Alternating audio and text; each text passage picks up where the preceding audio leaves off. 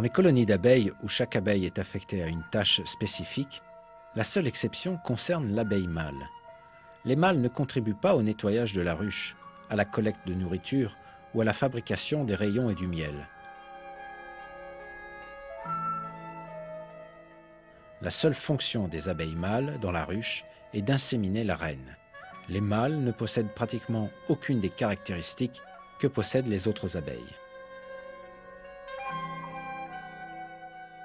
Les abeilles ouvrières ont la responsabilité de toute la colonie. Elles ont plusieurs tâches: nettoyer la ruche, s'occuper des larves et des jeunes, nourrir les autres abeilles, rassembler des provisions comme le nectar, le pollen, l'eau et la résine, et les stocker dans la ruche. Bien que ce soient des femelles comme la reine, leurs ovaires ne sont pas matures. Cela les rend stériles.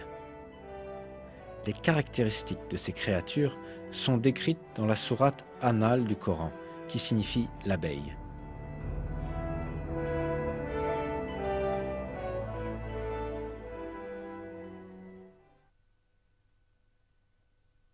Et voilà ce que ton Seigneur révéla aux abeilles.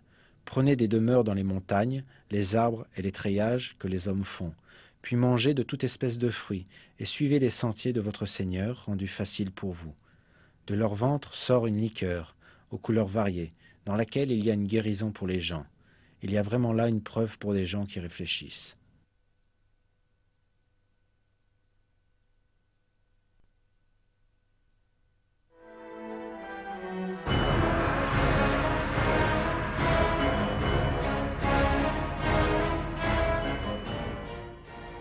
Ce verset contient un secret important qui ne peut être compris que grâce à la grammaire arabe.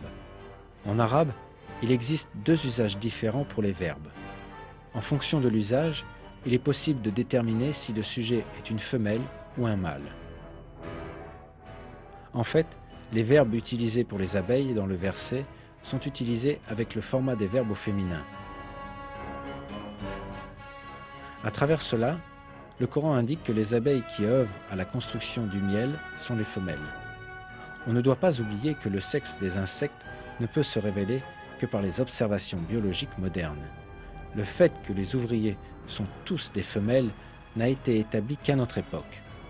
Pourtant, Dieu montre un autre miracle du Coran en attirant notre attention sur ce fait dans les versets.